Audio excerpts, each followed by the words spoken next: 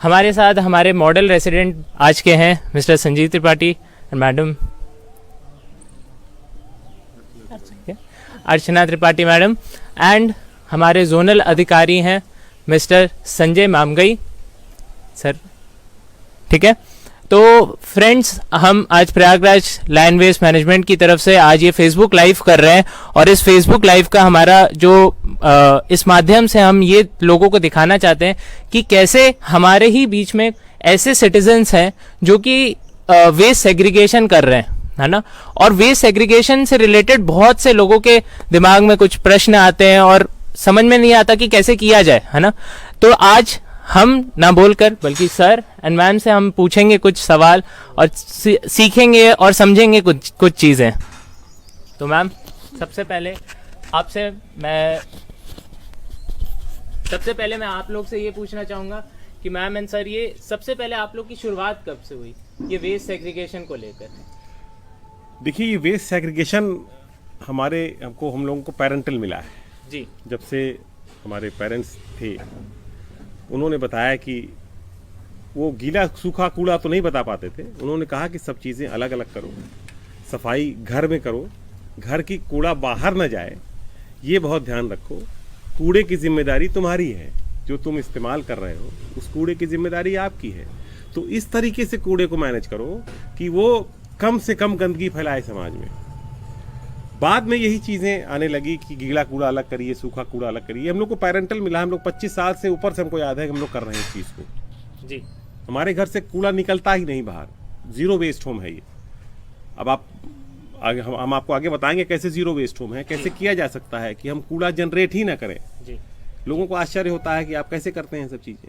कोई बड़ी बात नहीं है, बड़े आराम से किया जा सकता है, आप अपने घर में ही कर सकते हैं जी। और इस तरह हम लोग कर रहे हैं, करीब 25 साल हम लोगों को हो गए हैं और इस काम को करते हुए। और ये 25 तो मैं बोल रहा हूँ, लेकिन और पहले से ही पेरेंटल हम लोगों को मिला है, ये काम कर रहे हैं। तो सर मैम आपसे मेरा अगला प्रश्न ये रहेगा कि इस जीवन शैली को अपनाने में सबसे पहले आप लोग को किन चुनौतियों का सामना करना पड़ा? चुनौतियां तो हर कदम पे आई हैं, क्योंकि कोई आसान नहीं होता है कि आप जो है कूड़े की जैसी चीज़ को, जिसको कि लोगों ने सोच लिया है कि एक फिक्स एक वर्ग है वही सफाई करेगा, अगर वो कर्मचारी या स्वीपर हैं वही करेंगे, और उसको कोई संभ्रांत परिवार का व्यक्ति करने लगता है तो सभी थोड़ा सा विचलित हो जाते हैं कि आप क्यों कर रहे हैं, ये आपका काम थोड़ी ना है। तो हम लोग पिछले इतने वर्षों से लोगों को कन्विंस ही कर रहे हैं कि ये हम लोगों का, ये सबका काम है, ये केवल एक व्यक्ति या एक वर्ग नहीं कर सकता है। सब सफाई तभी रह सकती है जब हम सब लोग अपने घर से शुरुआत करें। तो लोगों को समझाना, लोगों को बताना, हमेशा उन लोगों को कन्विंस करना कि ये सबका काम है, इसको लोग छोटा काम समझते हैं। तो ये हमारे लिए बहुत बड़ी चुनौती थी, उनके दिमाग से ये कीड़ा निकालना कि छोटा काम नहीं है। अगर ये कहा गया है cleanliness is next to godliness, तो ये इसीलिए कहा गया है कि जब सफाई और स्वच्छता रहेगी तभी वहाँ पे स्वास्थ्य, सेवा, भगवान सब कुछ वहीं वास करते हैं। तो ये हम लोग कन्विंस कर रहे हैं लोगों को। और इसमें एक चीज़ है, अपना अहंकार आपको नीचे करना पड़ता है। जब आप कूड़ा उठा रहे हैं, जब आप गंदगी उठा रहे हैं, जब आप नालियाँ साफ कर रहे हैं, जब आप पब्लिक प्लेसेस में काम कर रहे हैं, तो आपको अपना अहंकार गिराना पड़ता है जी। तो इसलिए ये सबके लिए आसान नहीं होता है, लेकिन यदि आदमी चाह ले, ठान ले तो कर सकता है, कोई कठिन नहीं है। तो सर आपसे ये मेरा अगला प्रश्न रहेगा कि आपको ये जब जीवन शैली को आपने अपनाना शुरू किया तो कुछ बहुत इंटरेस्टिंग चीज़ों को आपको कुछ इंटरेस्टिंग चीज़ें पता चली होंगी, तो कोई ऐसी इंटरेस्टिंग कहानी या कोई ऐसी स्टोरी आप हमें बता सकते हैं? देखिए, स्टोरीज तो बहुत हैं, स्टोरीज तो इतनी है कि हम लोग एक किताब लिख दें लोगों को।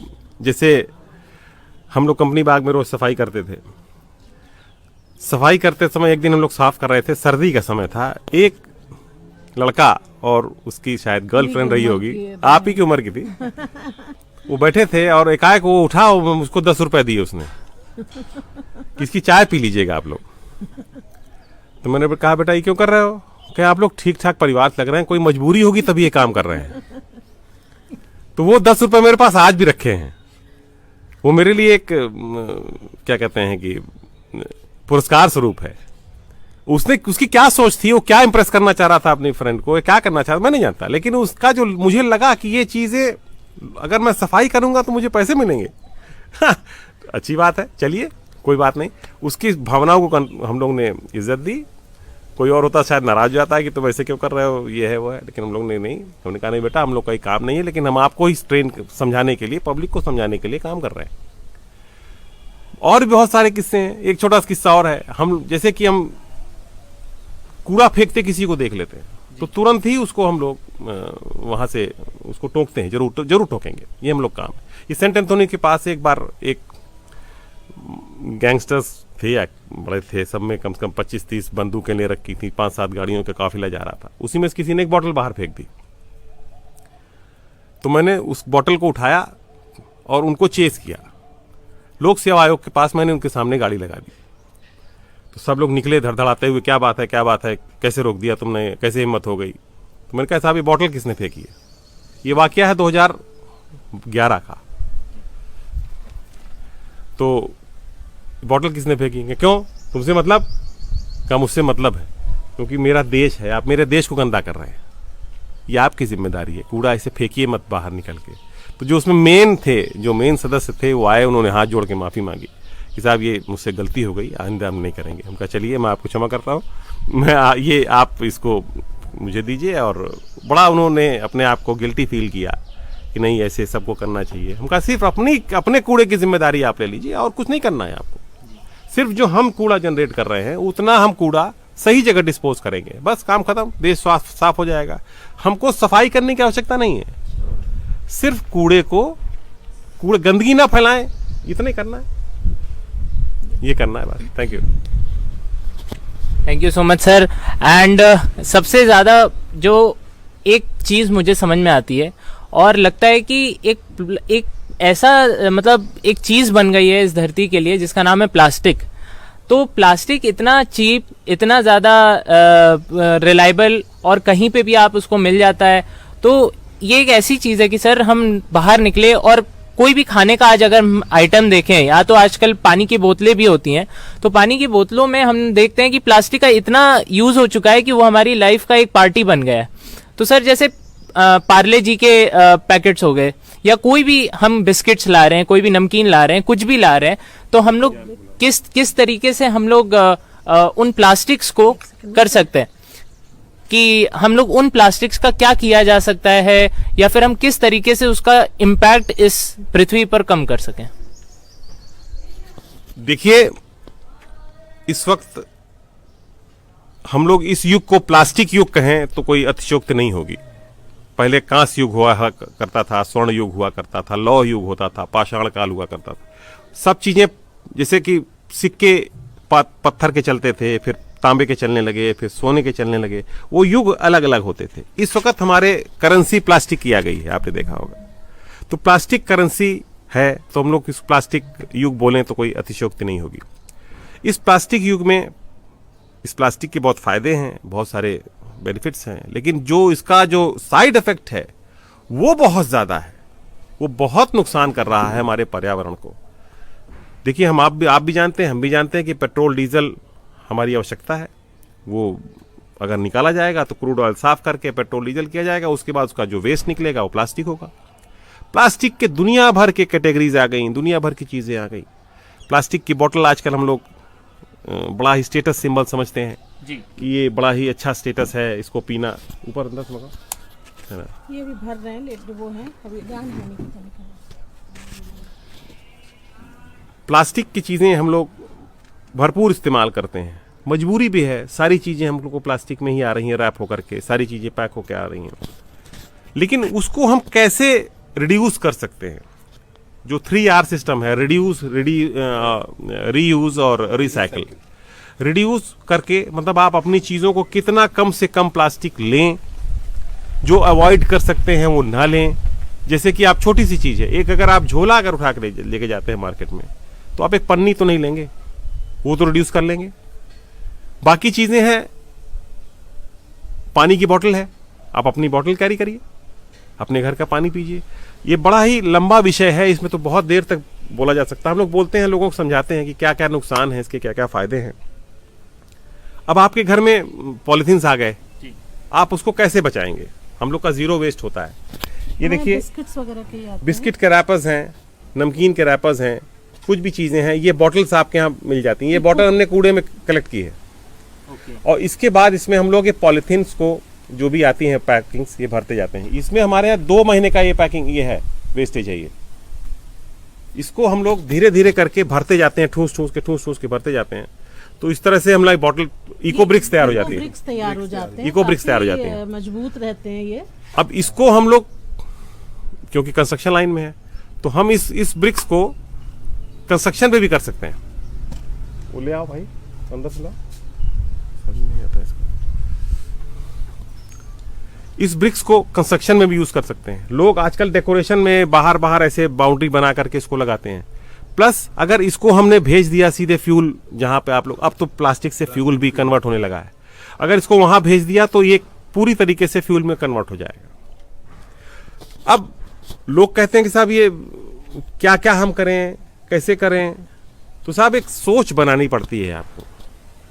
पहले तो भाई अपने घर का गीला कूड़ा और सूखा कूड़ा अलग करो। बॉटल लेके आओ भाई, ये लाइए। ये देखिए हमारे पास जहां जहां से भी आते हैं सामान, इस तरह से बॉटल हम लोग तैयार करते जाते हैं। इसमें मेरे यहाँ का कम से कम लोगों के यहाँ से जो इकट्ठा हो जाते हैं, ये देखिए ये बॉटल्स हैं इको ब्रिक्स। अब इसके अंदर जो भी है, ये देखिए ये बॉटल्स बाहर पानी की लोग पी के फेंक देते हैं, उसको कलेक्ट करके इसके अंदर हम लोग भरते जाते हैं। सारे नमकीन, बिस्किट, रैपर सब इसमें आ जाता है। बाहर के भी जो चीज़ें हैं उसको हम लोग रैप कर देते हैं। वो ले आओ अंदर से, बस हो गया। वो डस्टबिन ले आओ दोनों अंदर, और वो ऊपर से लेके आओ। इसके बाद अब ये इतना कम हो गया क्वांटिटी, अगर इसको आप खोल के फैला दीजिए तो पूरे कॉलोनी में भर जाएगा। ये इतना गंदा लगने लगेगा आपको हर जगह। देखिए कहीं आप गंदगी देखते हैं तो उसमें ज्यादातर जो गंदगी हमको अट्रैक्ट करती है, जो खराब लगता है, वो उसका मुझे पोर्शन प्लास्टिक का ही होता है, क्योंकि डिकम्पोज होता नहीं है। बाकी चीजें तो पत्तियां हैं, सब चीजें डिकम्पोज होने लगती हैं धीरे धीरे। और जो डिकम्पोज नहीं होता, अब ये देखिए हमारे यहाँ ये फूल हैं, पूजा के फूल, ये पूजा के फूल, बेलपत्र, दूब, ये सब जो हम लोग के यहाँ चढ़ाया जाता है, ये हम लोग अपना इसको अलग करते हैं, ये कंपोस्ट बन जाता है इसका। ये देखिए जो हमारे घर से वेस्ट निकलता है, ये भी लेके आओ अंदर जो रखे हैं, ये सब चीजें हम लोग रिसाइकिल के लिए भेज देते हैं।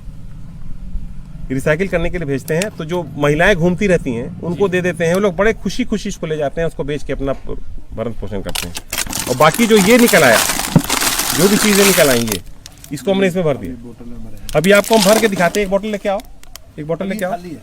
हाँ, इसमें जैसे भरते हैं, लेके आओ, ये वाली लाओ, ये वाली, इसमें इसी में भरो, ये सब भर दो। देखिए अभी आपको कितना फैला हुआ लग रहा है, ये कितना फैला हुआ लग रहा है कि डस्टबिन आधा भरा हुआ है, लेकिन ये किस सरिया लेके आओ।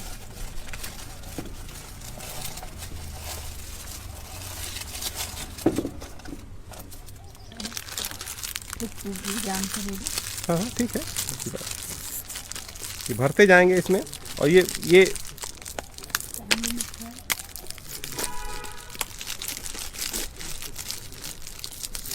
लाओ, भरो उसको, जल्दी भरो। ये तरीका है बता रहे हैं ना, इससे बहुत आसान हो जाता है। नहीं सोचते हैं कैसे कि कैसे करें, तो ये कैसे करने का तरीका बता रहे हैं। लोग कहते हैं ये कैसे हो सकता है, तो ये बहुत सरल है। एक बार इस सिस्टम में आपके आ जाएगा तो फिर आप आराम से इसको कर सकते हैं।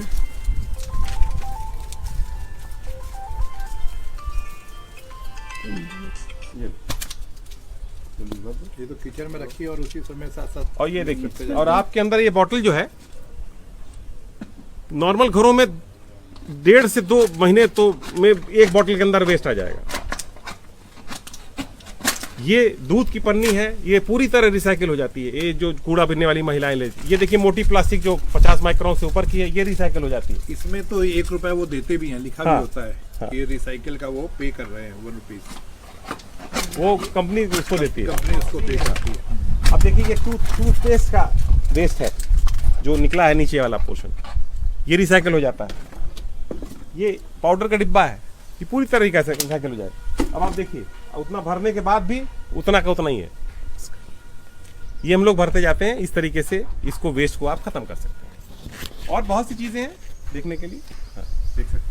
जी, ये तो मतलब ये चीज़ कुछ ऐसे बेसिक चीज़ें हैं जो हम हर कोई अपने अपने घरों में इन चीज़ों को अपना सकते हैं, है ना। और जैसा कि हमने देखा कि मतलब ये प्लास्टिक आप बता रहे हैं कि इतना ज़्यादा है कि अगर इसको खोल के फैला दिया जाए तो इतनी प्लास्टिक है कि पूरी कॉलोनी में मतलब फैल जाएगी। तो आप सोचिए कि इतनी ढेर सारी प्लास्टिक, उसको अगर हमने एक जगह रख लिया तो इसका हमने एक तरीके से एक इको ब्रिक बना लिया। तो हम मतलब किस तरीके से रीयूज, रिड्यूस एंड रिसाइकिल कर सकते हैं। तो सर से ना कि सिर्फ और सिर्फ सेग्रीगेशन, बल्कि ये जो 3 R's हैं उनके बारे में भी हम लोग कुछ चीज़ें सीख सकते हैं। और अभी हम चाहेंगे कि हमारे संजय मामगई सर, जो कि यहाँ के जोनल अधिकारी हैं, उनसे चाहेंगे कि सर आप कुछ संदेश देना चाहेंगे हमारे इस जनता को, इस समाज को, हमारे FB लाइव के थ्रू।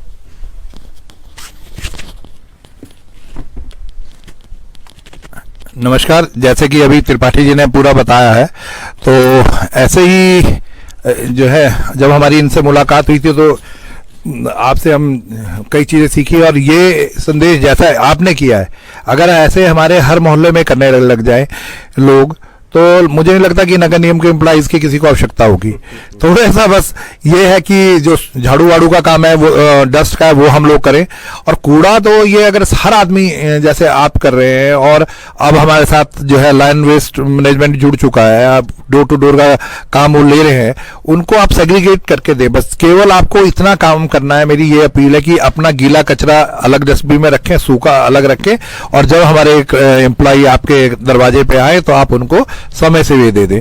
हमारी कोशिश रहेगी कि हर दरवाजे पे, हर डोर पे, हर घर को हम कवर करें, और हम अपने शहर को स्वच्छ और सुंदर बनाने में जो है पूरा योगदान दें। क्योंकि जब से स्वच्छ भारत मिशन की शुरुआत हुई है, पहले तो बिल्कुल आदमी एकदम से ये था कि जहां मर्जी कूड़ा फेंकता था। धीरे धीरे देख के एक दूसरे को से पढ़ के समाचारों को शहरों में कंपटीशन जो हो रहा है उसको देख के अब काफी फर्क पड़ रहा है। पिछले कई सालों में आप देख रहे प्रयागराज में भी एकदम से चेंज आया है, क्योंकि यहाँ महाकुंभ हुआ, और महाकुंभ में जो है स्वच्छता का जो ये संदेश गया था पूरे देश में, हिंदुस्तान में नहीं बल्कि पूरे मतलब इंटरनेशनल लेवल पे जो सफाई की तारीफ हुई थी वो देखने योग्य थी। कि पूरे कुंभ के दौरान जहाँ करोड़ों लोग आए, वहां पर एक तिनका तक किसी को नहीं मिलता था। इतना इंटरनेशनल मीडिया उसको अप्रिशिएट किया, देखा कि कैसे हुआ। तो जैसे कुंभ के दौरान हम अपने शहर को मेंटेन करके रखें, मेरी आप सबसे अपील है कि आप आने वाले समय में भी रखें, क्योंकि स्वच्छ सर्वेक्षण 2022 1 मार्च से शुरू होने जा रहा है,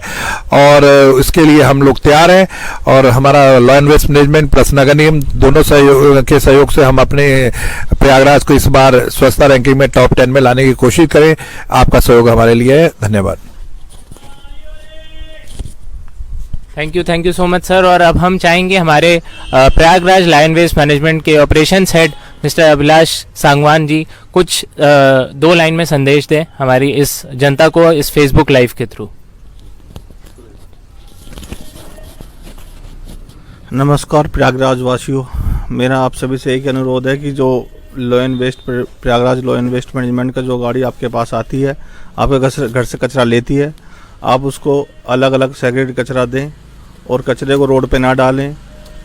हर जगह हम देखते हैं, कहीं भी जाते हैं तो लोग जो हैं गाड़ियों से चलते हैं, कुछ भी चीज़ यूज करते हैं, चिप्स वगैरह खाते हैं, और वो जो हैं सड़कों पर कचरा फैला देते हैं। अपनी गाड़ी में एक डस्टबिन रखें, छोटा सा कोई या कोई डस्टबिन रख लें, और उसको वहाँ पे जो है कहीं आपको डस्टबिन लगा मिलता है, उसमें डस्टबिन में डाल दें। मेरा आप सभी से केवल यही अनुरोध है कि कचरा वाली गाड़ी जो आती है आपके पास, उसी को कचरा दें और सेग्रेगेट कचरा दें। नमस्कार, धन्यवाद। धन्यवाद अभिलाष जी। सर और मैम, आपसे lastly but not the least हम चाहेंगे कि एक छोटा सा मैसेज हम देना चाहेंगे, लेकिन उससे पहले हम अपने model resident mister Sanjeev Tripathi ji and Archana Tripathi ji को एक छोटे से सर्टिफिकेट एंड एक छोटे से तोहफे के साथ हम लोग इनको देंगे। तो सर, ये हमारी तरफ से आपके लिए सर्टिफिकेट है, एक मॉडल रेसिडेंट अवार्ड।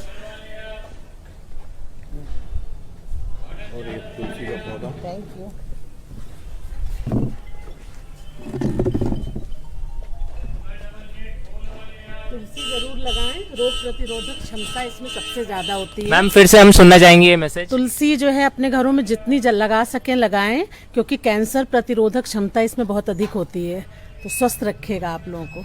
धन्यवाद, धन्यवाद ma'am, thank you for this message. And lastly हम चाहेंगे मैम और सर आपसे एक छोटा सा मैसेज इस जनता के लिए आपके थ्रू। देखिए, हम लोग का एक छोटा संदेश ये है, हम लोग का एक नारा भी है कि मेरा कूड़ा मेरी जिम्मेदारी। ये जिम्मेदारी किसी और की नहीं है। सही जगह तक पहुंचाना, सही तरीके से पहुंचाना, ये हमारी जिम्मेदारी है। उसके बाद सरकार की जिम्मेदारी है, उसके बाद नगर निगम की जिम्मेदारी है, उसके बाद लॉयंस की जिम्मेदारी है, वो कैसे ले जाते हैं। लेकिन सही तरीके से कूड़ा निस्तारण करना, एक जगह से सफाई करके दूसरी जगह कूड़ा फेंक देना सफाई नहीं मानी जाती। उसको आप कूड़े को ज़्यादा से ज़्यादा ख़त्म करिए, ज़्यादा से ज़्यादा उसका निस्तारण करिए सही तरीके से। अपना देश चुटकियों में साफ़ हो जाएगा, चुटकियों में साफ़ हो जाएगा। इतनी जिम्मेदारी आप ले लें अपने कूड़े की, बस। धन्यवाद।